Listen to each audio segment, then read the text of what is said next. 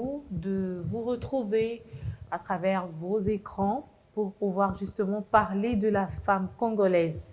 Dans toutes ses facettes, bien sûr, hein, on reçoit toutes les femmes de toutes les catégories et aujourd'hui, nous avons encore un nouveau visage féminin, Gloria Dioko.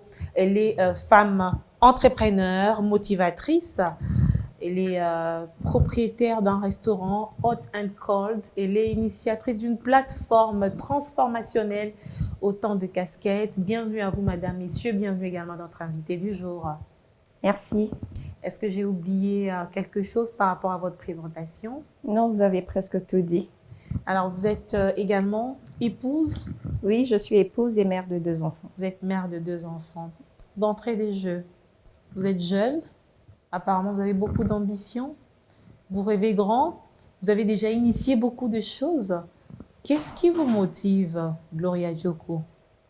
La plus grande chose qui me motive, ce sont mes objectifs. Les objectifs que je me suis fixés à atteindre. Mais au-delà de cela, il y a aussi mes enfants qui me motivent le plus parce que j'aimerais qu'ils puissent trouver en moi un modèle. J'aimerais que demain, lorsqu'ils grandiront, qu'ils ne cherchent pas à trouver d'autres personnes comme des mentors, comme des modèles, à avoir leur propre mère comme un mentor. Mais c'est plus mes objectifs qui me motivent à pouvoir faire tout ce que je fais.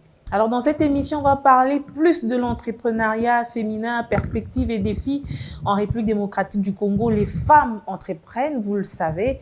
Elles tiennent l'économie de manière informelle, mais elles font face à plusieurs défis. Et je crois que Gloria, étant déjà de plein pied dans ce domaine, elle va nous parler de son expérience, mais aussi on va un peu parler de sa casquette de motivatrice. C'est quand même un domaine, je crois qu'on va commencer par là, un domaine qui prend de plus en plus de l'ampleur, surtout à travers les réseaux sociaux. C'est quoi être motivateur ou motivatrice? Bon, tout le monde peut être motivateur. C'est pas exclu, ça n'empêche pas que quelqu'un d'autre puisse être motivateur. De nos jours, c'est tout le monde qui peut l'être. Être motivateur, être motivatrice, c'est au-delà de, avant tout, c'est d'abord une passion. Parce que vous motivez les autres à sortir d'où ils sont ou bien à atteindre leurs objectifs. Beaucoup de gens négligent la motivation, alors que de nos jours, pas de nos jours, nous avons tous besoin d'être motivés pour pouvoir atteindre des objectifs précis. Je donne un exemple. Une femme qui est en pleine salle d'accouchement, en plein travail, la femme qui veut sortir le bébé, n'est-ce pas que les médecins, les femmes sages, les infirmières qui sont là motivent la femme en lui demandant de pousser, respirer, ça va aller, tu es forte. Hein, par moments, les femmes sages ne jouent pas forcément ce rôle-là.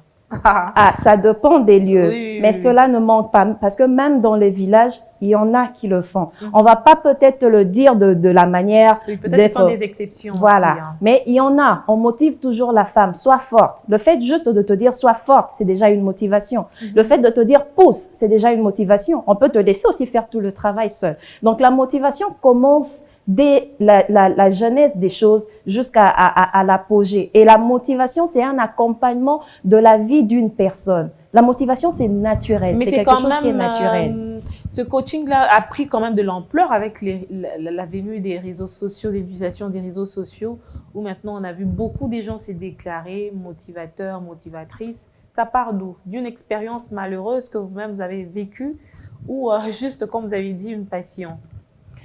Pour moi, c'est plus une passion. C'est vrai que nous rencontrons tous des expériences malheureuses. Ça, personne ne peut le nier. Mais au-delà de tout, pour moi, avant tout, c'est d'abord une passion. Je l'ai commencé et j'ignorais que je le faisais. Et au fur et à mesure, cette passion commençait à brûler au fond de moi. Et en quelque sorte, c'était aussi un appel, une mission. J'ai compris que c'était une mission que j'avais pour moi, de motiver, aider les autres à atteindre leurs objectifs, à les aider à se sentir mieux dans leur peau. Et parfois, on se sert aussi de nos expériences enrichissantes, malheureuses, pour pouvoir aider les autres aussi à avancer. C'est vrai, avec la venue des réseaux sociaux, tout le monde se dit être motivateur. Et mais du coup, vous êtes trop critiqué. Hein, à ça, surtout en RDC, on ne le refuse pas. Mais lorsque vous partez ailleurs, un motivateur, c'est quelqu'un qu'on paye cher pour être coaché par un motivateur. Mais ce que je dirais avec la venue des réseaux sociaux, c'est juste coup de pouce pour réveiller cela, pour faire savoir cela, parce que les gens ne le savaient pas. Ici, en Afrique, surtout, les gens ne connaissaient pas que... Les gens ne les savaient pas, Voilà. mais les gens évoluaient quand même. Voilà, les Ça gens les empêchait évoluaient pas. quand même, mais il y avait des gens qui le faisaient en, comment je peux dire, en cachette ou bien en apartheid sans que les réseaux sociaux les voient. Mais il y a aussi des motivateurs que les réseaux sociaux ne connaissent pas, qui le font. Nous avons des psychologues qui sont en quelque sorte des motivateurs. Il y a beaucoup, bon, c'est vrai qu'en Afrique, lorsque tu vas voir un psychologue, on te Ça veut dira, dire que tu es fou. voilà. Mais ils sont en quelque sorte des motivateurs parce qu'ils sont pas là à vous dire exactement ce que vous voulez entendre, mais ils vous aident à pouvoir sortir d'une circonstance quelconque, à pouvoir vous améliorer. Moi, je me dis juste, la venue des réseaux sociaux, les réseaux sociaux a juste permis à ce que la motivation puisse être connue de tous. Mais c'est pas un phénomène qui date d'aujourd'hui, c'est un phénomène qui date de longtemps. Quand est-ce qu'on motive en fait? On motive à chaque moment. Ah bon? À chaque instant. Moi, je me motive à chaque instant. Par moments, vous paraissez comme des personnes trop saintes, des personnes qui ne rencontrent pas des difficultés, des personnes qui ont des bâtons magiques pour résoudre tous les problèmes du monde. Je vous lis souvent, de manière générale, les coachs, les motivateurs, avec beaucoup de casquettes que vous vous donnez vous-même, chacun selon ses convictions en fait. Nous ne sommes pas des saintes. Et parmi nous, c'est vrai, il y a des personnes qui vivent des moments très difficiles. Et il y en a qui se servent de leurs leçons, de leur expérience pour pouvoir aider les autres. Je donnerai juste mon exemple. Lorsque j'ai organisé Transformationnel, j'ai passé des moments très difficiles. Transformationnel a commencé alors qu'on avait $0 dans la caisse pour Transformationnel. Mais on était là, on motivait les autres. On parlait, on partageait, on se servait de notre expérience, des problèmes, des circonstances que l'on rencontrait pour pouvoir aider, continuer à motiver les autres. En fait, lorsque c'est une passion, tu ne te forces pas. Tu peux puiser de ce qui t'arrive, bonheur comme malheur, pour pouvoir motiver les autres à aller mieux.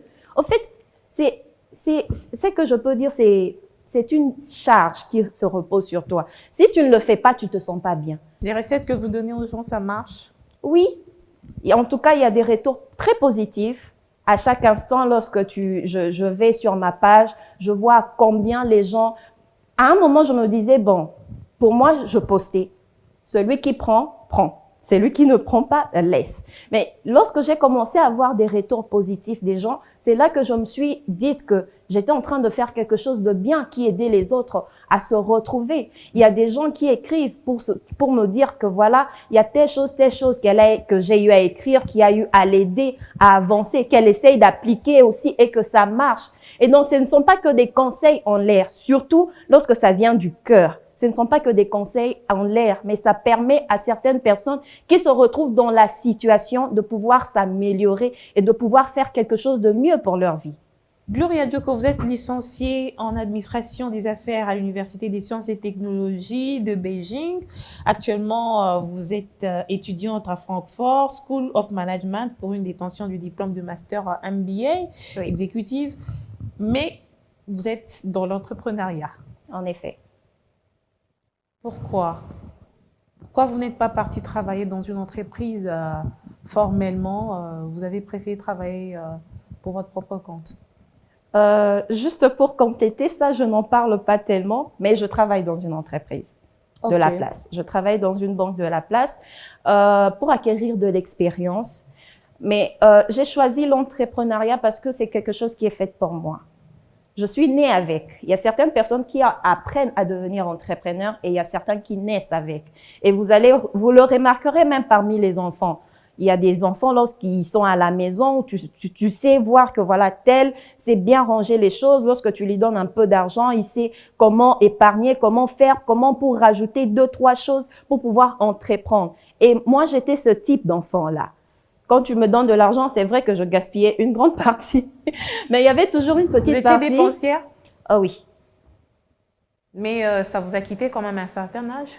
Quand je suis devenue mère. Devenir mère, ça donne une valeur ajoutée par rapport à nos responsabilités, notre prise de conscience? Ça dépend d'une personne à une autre. Il y a certaines personnes qui le prennent pour une charge, Mais il y a d'autres personnes qui comprennent que aujourd'hui je ne vis plus que pour moi, mais je vis aussi pour mes enfants. Et donc, c'est une responsabilité de plus d'encadrer et de faire en sorte que ces personnes-là puissent devenir des grandes personnes demain dans la société. Et pour moi, être devenue mère, c'est quelque chose de magnifique qui me soit arrivé parce que ça m'a permis aussi d'être la personne... Vous êtes mère de combien d'enfants? 2 garçons. Ok. Oui.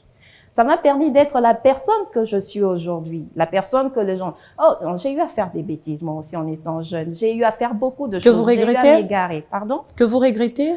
Si je regrette, je serais, comment dire, ingrate. Parce que c'est à cause de ça que je suis où je suis aujourd'hui. C'est à cause de tout ce que j'ai vécu dans mon passé que je suis celle que je suis aujourd'hui, que les gens approchent, que les gens cherchent à connaître. Parce que si je n'avais pas eu à traverser toutes ces situations-là, je ne serais pas devenue celle que je suis aujourd'hui. C'est vrai que ça fait mal lorsque tu y penses. C'est vrai que c'est un peu désolant, c'est un peu gênant. Mais à la fin, ça peut culpabiliser aussi pour d'autres. Oui, c'est vrai qu'on culpabilise pour d'autres, mais c'est ce qui fait de nous les personnes que nous sommes aujourd'hui. Si on le prend positivement, bien sûr, oui, Gloria. Si on le prend positivement. Et si surtout on a eu à chercher à améliorer, à changer les choses, et bien avant. Qui doit entreprendre? Qui est entrepreneur selon vous? Tout le monde peut entreprendre. Avec quoi? On commence pas qu'à entreprendre avec beaucoup. Hein. Il y a des femmes qui ont commencé à entreprendre avec $50, d'autres même avec $10. Entreprendre, c'est juste avoir des techniques, des initiatives, en fait, un entrepreneur, c'est quelqu'un qui innove à chaque moment. C'est pas quelqu'un qui reste dans sa peau, qui reste dans sa bulle. C'est différent d'être un businessman. Un entrepreneur, c'est quelqu'un qui, à chaque fois, a toujours des nouvelles idées pour pouvoir mettre sur les marchés et acquérir de l'argent. C'est aussi quelqu'un qui peut avoir des idées et revendre à d'autres personnes, à des tierces personnes. Moi, je le fais. Parfois, il y a des gens qui viennent, voilà, j'ai telle chose, j'aimerais m'engager dans ça. Et tu les orientes. Tu leur dis, voilà, il y a telle chose qui pourrait être bien, bénéfique pour toi. C'est ça, être un entrepreneur. C'est quelqu'un qui sait faire de l'argent et c'est quelqu'un qui sait innover, voilà, vendre des idées, des services. Donc, c'est tout le monde qui peut. Et il faut acquérir des connaissances, il faut travailler dur pour pouvoir être un entrepreneur vraiment accepté. Et surtout, si vous voulez vraiment bien vous vendre, vous devrez vraiment faire des recherches et ramener beaucoup plus des idées, être créative, avoir de la créativité. C'est ce que je plains souvent à la jeunesse congolaise. Vous allez voir une jeune femme qui fait Dubaï, ça marche, et une amie à elle qui voudra aussi commencer à faire Dubaï pour acheter des vêtements, des chaussures, des cabelles, surtout ce qui est à la mode ce dernier temps, c'est tout le monde veut faire des perruques. Donc, les Congolaises, la jeunesse congolaise ne savent pas entreprendre. Tout le monde veut faire pareil, tout le monde veut faire comme tout le monde. Alors que si aujourd'hui nous avons des entrepreneurs qui créent des sociétés, qui créent des initiatives, qui sont tout le temps en train d'innover, on aura plusieurs domaines dans lesquels les jeunes remportent facilement de l'argent. En quoi ça dérange? Si elles partent à Dubaï et que une fois, 2 fois ça marche, 3 fois, elles Mais amènent... c'est pas tout le monde qui se retrouve aussi dans ça. Il y en a, elle mise $1 500, $2 000, elle fait une fois, ça marche 2 fois, la 3e fois, elle n'a pas de skills, elle n'a pas de technique qu'il faut et elle échoue. Elle fait une faillite parce qu'elle n'a pas eu la créativité. Finalement, on a un peu plus des businesswomen que des entrepreneurs, selon vous, ou c'est le contraire? On a plus de businesswomen que des entrepreneurs. Qu'est-ce qui nous manque? C'est comme je l'ai dit, la créativité. Tout le monde se sent confortable dans ce qu'il fait et dans ce que les autres font. Parce que aujourd'hui, elle a une boutique d'habillement. Moi aussi, je dois avoir une boutique d'habillement. Peut-être pour elle, c'est une passion. Déjà, elle s'habille bien. Elle se maquille bien. Elle sait que si elle mélange le rouge et le noir, ça sera parfait. Elle sait qu'aujourd'hui, si elle achète une robe, elle pourra bien le vendre par sa tenue, par sa morphologie, par son éloquence. Mais toi, c'est pas parce que l'autre a réussi dans l'habillement que forcément toi tu vas réussir. Tu peux essayer 1 année, 2 ans, mais après tu risquerais de fermer parce que vous n'avez pas la même vision. Il faut commencer par faire quelque chose qui est de ta vision, qui est de ta passion, qui est de ta créativité. Comment Gloria? Comment savoir que moi je dois aller dans tel secteur? Comment savoir que moi je dois entreprendre dans tel domaine? Comment se sentir à l'aise dans un secteur tout en essayant en fait? C'est ça le problème. Moi, je dis toujours aux jeunes, surtout aux jeunes étudiants, qu'il faut d'abord commencer par savoir ce que l'on veut dans la vie. C'est la première clé de toute chose. Tant que tu ne sais pas ce que tu veux, tu risqueras toujours de passer de gauche à droite, aller de A à Z et tu ne feras rien. Tu ne feras que sauter. C'est vrai, tu acquéris de l'expérience, mais tu perds un temps. Tu sais ce que tu veux. Deuxièmement, tu fais une étude de marché. Tu regardes ce qui marche et ce qui ne marche pas. C'est pas trop scientifique, ça? C'est pas trop demandé? Et c'est important parce que lorsque tu ne fais pas une étude du marché, tu risquerais de te lancer dans un business qui ne risquerait de te rapporter rien et tu feras faillite. C'est important de faire une étude du marché en tant qu'entrepreneur, en tant que businessman. Il faut faire une étude de marché avant de se lancer dans ce marché-là. Parce que je donne un exemple. Tu te lances aujourd'hui, tu te lances dans l'habillement. Mais tu vas dans un quartier d'abord où, pour accéder à cela, c'est très difficile. Toi-même, tu ne sais pas bien t'habiller. Toi-même, tu ne sais pas bien communiquer. Tu n'as pas un bon entourage qui peut facilement t'aider. Comment tu pourras bien exceller dans ça? C'est important de faire une étude du marché, mais c'est aussi important de travailler sur quelque chose qui te passionne. Parce que c'est plus facile, ça sera plus naturel pour toi. Tu n'auras pas vraiment à aller trop apprendre. Tu vas te focaliser sur ce qui est important. Tu aimes le maquillage, lance-toi dans le maquillage.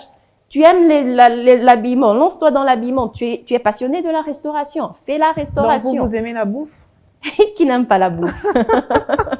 Moi, j'aime manger, mais je n'aime pas préparer. Ça, c'est connu de tous. Ah bah, viens au restaurant. Donc, du coup, je peux pas aller faire la restauration. Oui. Non. Donc, vous aimez préparer, vous avez du talent dans ce sens-là. J'aimais pas préparer. C'est mon mari qui m'a donné le goût de préparer. Ah, ok. Oui. Donc, ce partenariat, cette complicité, complémentarité vous a aussi aidé à vous stabiliser dans un domaine qui n'est pas du tout aussi facile en République démocratique du Congo, la restauration. Mais surtout aussi l'étude du marché, parce que j'ai su savoir ce que les Congolais aiment. Les Congolais de nos jours n'aiment pas manger à la maison. Vous allez rencontrer peu de gens qui mangent chez eux à la maison. Ils sont tout le temps dans les bars pour boire, tout le temps dans les restaurants pour manger, surtout les week-ends et les jours des fêtes, la Saint-Valentin, toutes ces petites fêtes-là. C'est une étude du marché que j'ai eu à faire qui m'a permis à confirmer que ouvrir un restaurant pourrait être un business à succès. Un restaurant VIP, voilà. Guillemets, mais je précise qui n'est pas à la portée de tout le monde. Oui, parce que en fait, c'est quelle classe de Congolais dont nous parlons aujourd'hui qui n'aiment pas manger à la maison? C'est pas le Congolais lambda, c'est quand même un Congolais. Même à Maléoua, c'est un restaurant. Ok. Même à Maléoua, c'est un restaurant. Ça permet à tout le monde de pouvoir manger. Mais vous ne les faites pas dans le style Maléoua, vous les faites dans un style VIP. Non, c'est pas dans le style VIP. Et c'est pas dans le style Maléoua, malheureusement. Mais en fait, c'est par rapport à ma vision des choses que j'ai eu à faire cela. Donc, il vous est arrivé de regretter dans votre vie par rapport à un engagement dans lequel vous vous retrouvez dans le domaine de l'entrepreneuriat? Si oui, qu'est-ce qui vous relève le plus rapidement possible? Lorsque j'ai ouvert le restaurant, on était dans le banc. Nous avons commencé le premier mois, on avait cartonné. C'était la plus belle expérience que j'avais faite. Malheureusement, on a ouvert le restaurant, c'était la mauvaise période. Avec le trouble politique, les élections, il y en aura pas. Et les investisseurs qui partaient, l'économie qui chutait, et tout allait mal. Et on a passé pratiquement 1 an, il n'y avait pas de recette. On a passé des moments très difficiles. Et c'était en ce moment-là que je commençais à regretter. Parce que je perdais de l'argent. Mais vous n'avez pas fermé. Mais je n'ai pas fermé. Pourquoi? Parce que j'ai des objectifs, j'ai une vision. Et en tant qu'entrepreneur, lorsque tu te lances sur le marché de l'entrepreneuriat, tu dois toujours te laisser un temps. Voilà pourquoi c'est encore important, je reviens dessus, de faire une étude du marché. Parce que lorsque tu te lances dans un business, il faut toujours compter 3 ans pour déclarer faillite. Pour savoir que après 3 ans, ce business va monter ou ce business va chuter. Parce que la première année, généralement, c'est l'année de l'investissement. La deuxième année, c'est encore l'année de l'investissement parce que tu es en train voilà. C'est à la 3e année où on se stabilise. Et donc, lorsque tu t'investis, il faut toujours compter 3 ans où tu perdras de l'argent. 3 ans où tu ne feras pas des profits. 3 ans où tu travailleras à perte. Et il y a beaucoup des entrepreneurs, beaucoup des businessmen, women qui ne savent pas ça. Et c'est pourquoi vous rencontrez beaucoup de gens qui ouvrent le bar, 3 mois après ferment, Il ferme et puis il va faire autre chose. Voilà, 6 mois après il ferme. Mais c'est pas ça être entrepreneur. Un entrepreneur, c'est d'abord quelqu'un qui est patient et qui connaît le domaine dans lequel il s'investit et qui sait compter 3 ans avant de déclarer faillite. Parce que c'est à la 3e année où on se stabilise et on commence à rajouter des stratégies pour pouvoir monter. Et vous, donc, c'est cette passion qui vous a permis de tenir malgré les moments de tempête que vous avez traversés pendant que vous étiez en train d'investir dans ce secteur de restauration? Oui, c'est la passion, mais aussi je ne voulais pas échouer. J'étais déterminée à réussir, oui. J'étais déterminée à réussir. Et ça, c'est ma 3e année. Et c'est en ce moment que je commence à me stabiliser.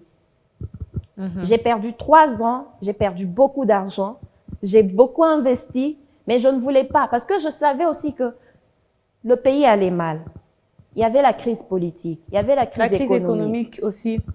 Qui persiste d'ailleurs même. Mais on est là parce qu'on connaît les objectifs et on connaît dans quoi on s'est engagé. Et on sait que telle chose à tel moment pourrait déclencher un effet où tout risquerait de basculer. Et il faut aussi avoir des bonnes stratégies, des personnes qui vous accompagnent, des bonnes personnes avec qui vous travaillez, qui pourront vous aider à améliorer aussi votre condition de travail, votre business. Mais généralement aussi les gens qui...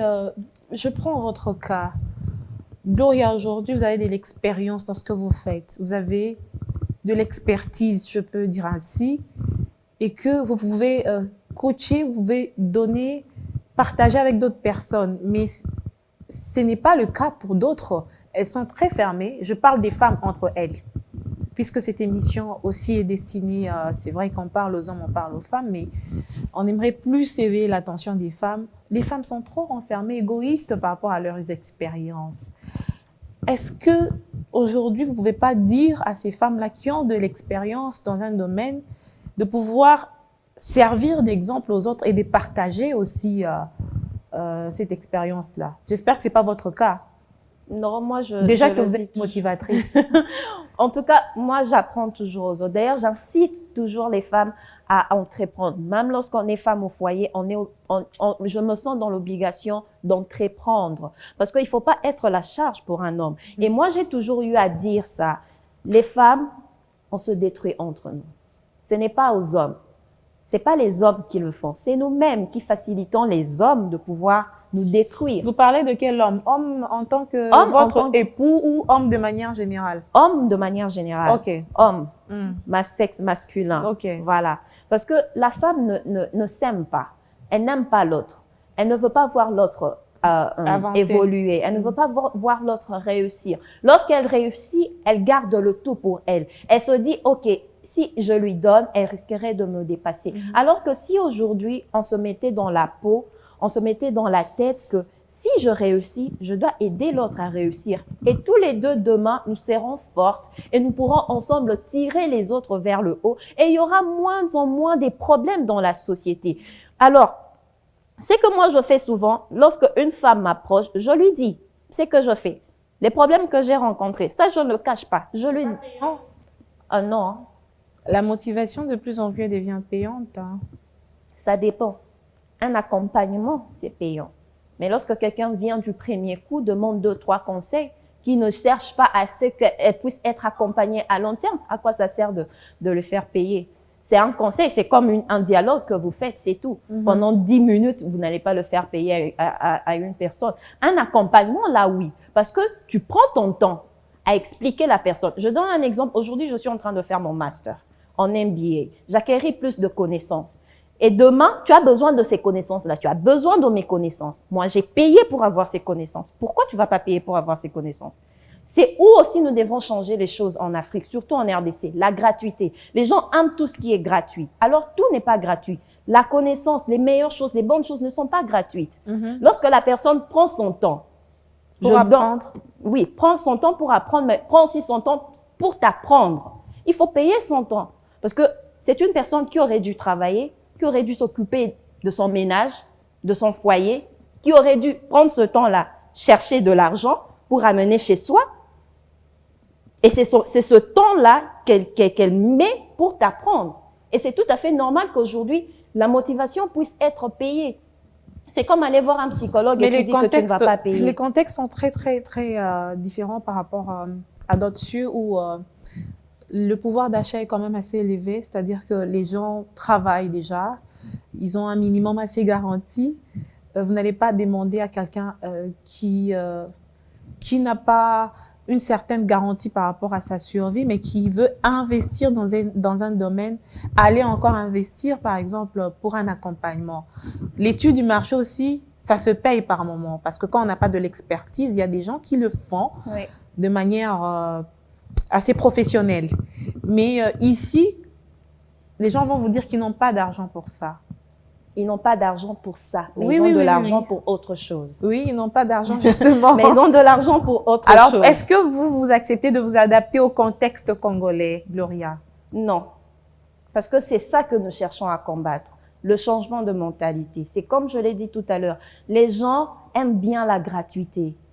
Parce que je donnerai un exemple. Lorsqu'on a organisé Transformationnel, il y avait les billets de plusieurs catégories. Mais même les billets de 15 $, il y avait des gens qui étaient en train de discuter le prix. C'est pas qu'elle est en manque, elle n'en a pas, mais elle ne veut pas payer ce montant-là. Alors que les gens en ont. Les femmes qui prennent quoi? Je donnerai un exemple, 200 $ pour aller acheter une perruque. La perruque qui est à la mode, là. C'est pour se rendre belle. Et pour acquérir des connaissances, c'est gratuit. Vous pouvez aussi le faire gratuitement, non? Mais non, c'est pour le bien-être de la femme, pour son épanouissement, pour son développement. Voilà pourquoi il y a de la motivation gratuite sur les réseaux sociaux. Mais lorsque vous en voulez en profondeur, vous voulez qu'on puisse vous accompagner, la personne prend de son temps pour vous accompagner. C'est différent. Et donc, de plus en plus, les femmes particulièrement doivent aussi s'investir dans l'approfondissement de leurs connaissances en termes d'argent. Pour s'épanouir, c'est très important de se connaître soi-même, d'acquérir plus de connaissances et de le vouloir. Ça va vous permettre vous-même aussi à vous épanouir, à vous développer. Lorsque vous maîtrisez vos finances, ça va vous épargner de dépenser bêtement. Ça va vous aider à bien manager même les finances de la maison. De la maison, oui. Et même pour vous-même, même si vous n'êtes pas marié, ça va vous aider à pouvoir épargner, à pouvoir économiser, à pouvoir faire des grandes choses. C'est pas à 40 ans vous allez commencer à vivre toujours dans la maison des parents. Ça, en ayant des connaissances sur vos finances, ça va vous permettre à bien entreprendre. Donc, c'est important. C'est une pièce du développement de la personne, acquérir des connaissances. C'est très important. Transformationnel, ça a été une bonne expérience pour vous? Magnifique. D'avoir toutes ces femmes venues écouter une autre motivatrice que nous saluons, l'édition qui était aussi sur ce plateau. Je rappelle que vous avez été avec Christine Chika, initiateur de ce projet qui a marché à Kinshasa. Mais beaucoup aussi d'autres personnes ont critiqué parce que les gens se disent mais à quoi ça sert d'être motivé, à quoi ça sert par moments les gens disent que vous déformez un peu la culture africaine avec cet esprit de révolte, mais du moins ça a été positif. Vous avez déjà expliqué ce concept de motivation au cours de cette émission, ça a été positif pour vous, une belle expérience. Oui, ça a été une très belle expérience pour moi de voir autant de femmes vouloir chercher à découvrir c'était d'abord quoi, parce que c'était une première édition. Beaucoup de gens ne savaient pas c'était quoi. Il y avait certains qui venaient avec leur perception des choses. Mais en arrivant là, elles ont eu à changer parce que on a organisé sur 2 jours. Le premier jour, c'était carrément de la motivation. Et le deuxième jour, c'était plus technique, où on parlait de l'entrepreneuriat, où on parlait de comment devenir une femme qui excelle, un leader dans son monde.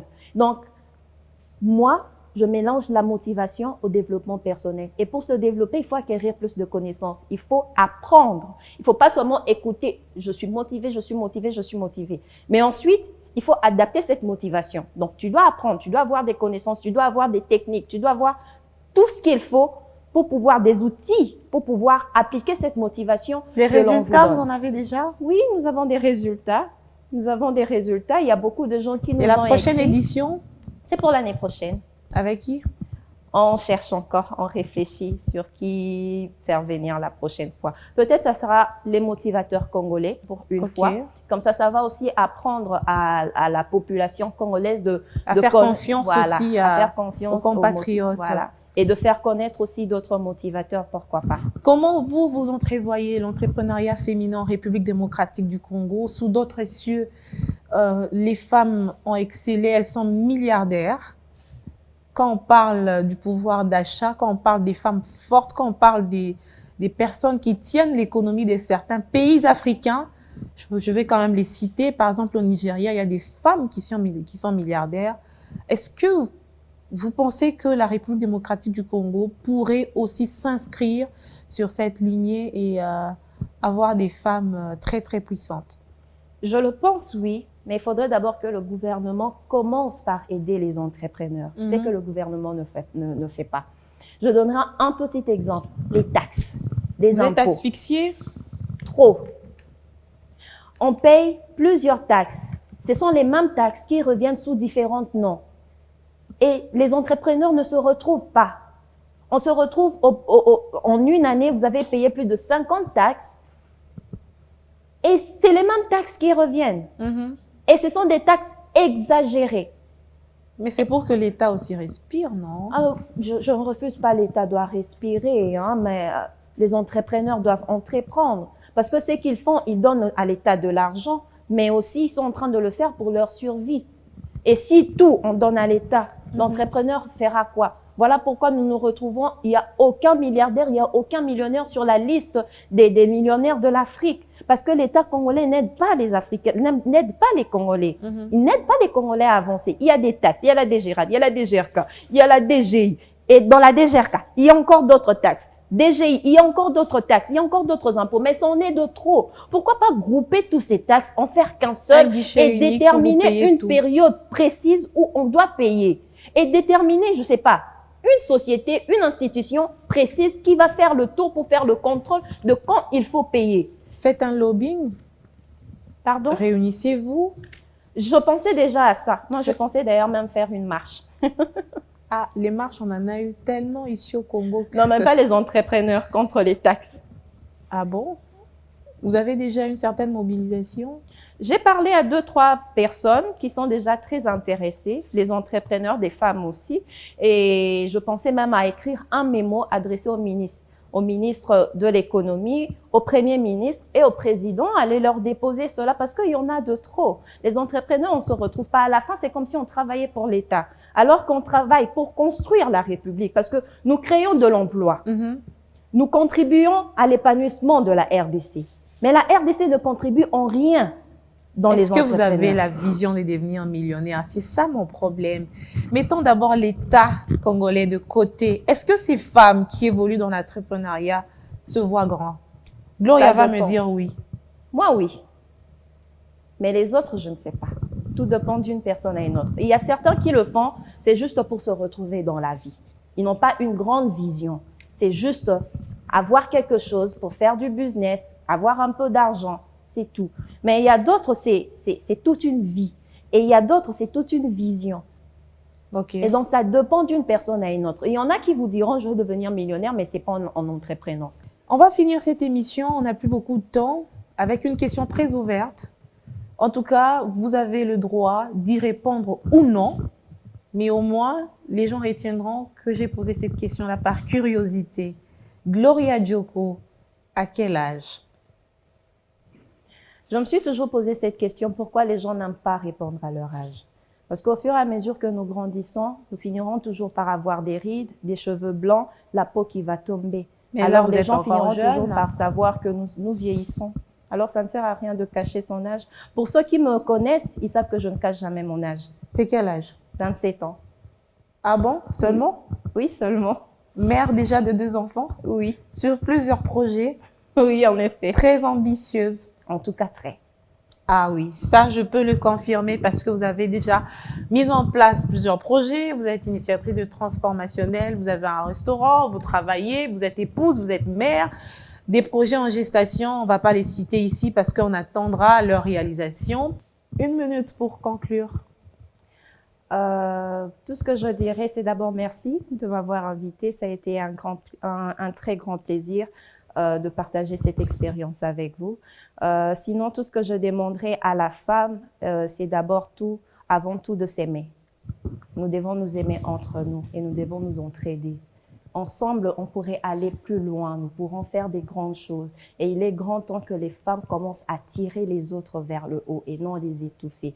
Et en ce qui concerne l'entrepreneuriat, je demanderais à toutes les femmes de se voir entrepreneur, pas seulement de se limiter à être businesswoman, mais également de pouvoir entreprendre comme il se doit, comme il le faut. Et pour la motivation, je dirais, ce n'est pas la taille du messager qui compte, mais c'est toujours le message qui est important. Alors, il ne faut pas négliger parce que la motivation fait partie de notre vie. Donc, voilà. Et pour conclure, on dira aux âmes bien nées, la valeur n'attend point le nombre d'années. Madame, Messieurs, vous l'avez su, vous avez découvert qu'elle est trop jeune, mais ambitieuse, avec beaucoup de projets. Elle est initiatrice de transformationnel, propriétaire d'un restaurant, elle travaille, épouse, mère. À 27 ans, c'est pas mince affaire, mais elle tient. En tout cas, c'est pour donner exemple à toutes ces jeunes filles qui nous suivent, qui sont encore peut-être à l'université ou qui sont encore chez leurs parents ou qui sont déjà dans le domaine de l'entrepreneuriat, mais qui rencontrent des difficultés. Gloria a donné beaucoup de secrets au cours de cette émission. Mesdames, Messieurs, merci de nous avoir suivis ce soir. Je vous retrouve très bientôt avec un nouveau visage féminin pour justement, encore une fois, vous motiver davantage. Au revoir et merci chez vous.